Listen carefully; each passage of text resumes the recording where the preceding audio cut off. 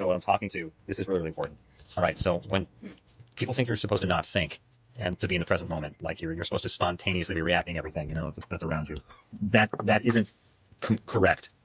You're actually supposed to be thinking about the present moment and the things that are here, and the people who are around you who need help. So if you're on a river, for instance, rafting on it, and you have cold beverages, you're thinking about wanting to give other people cold beverages to make sure they're having a great rafting experience too, and they're not overheating.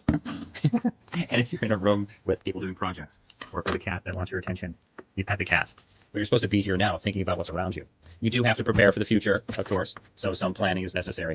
But it's not that much. I mean, what did Jesus say? The raven doesn't, plant or reap or something like that. Doesn't reap or sow, yet God takes care of it. That kind of thing. So it seems like you could basically just kind of stop thinking about your future needs, and if you continue to understand that cause and effect is real, and if you just continue to help other people, if you just default into helping other people, you don't have to worry about tomorrow because everything will work out. Does that mean you'll stop suffering? No. It doesn't mean that, because the asshat things you did in the past will probably still rear their ugly heads and slap you, because that which you do not love slaps you on the face until you do.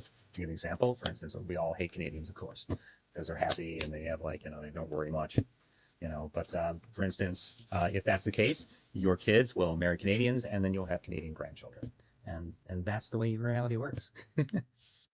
So my wife just asked me, how do you know how to help the people around you? What was that, Mommy? How do you know how to help people? So I'm going to make it really simple. All right. So Thich Nhat Hanh from the Miracle of Mindfulness, or is that like, it's right here, matter of fact, the Miracle of Mindfulness. There's the three questions that the king asked the sage on the mount. What's the most important time? Who's the most important person? And what's the most important pursuit? And these are the answers. Most important time is now, because you don't know if you have any, time in the future. The most important person is the one you're with. And the most important pursuit is making that person at your side happy. For that is the pursuit of life. And so if you're seeing anybody who needs anything, wants anything, from a cat wanting a pet, from your clerk who just needs you to smile and tell them that they did a great job with, like, wow, that was great bagging technique. But it has to be real. but if you really want to help someone and actually make them feel good, it will come off as genuine.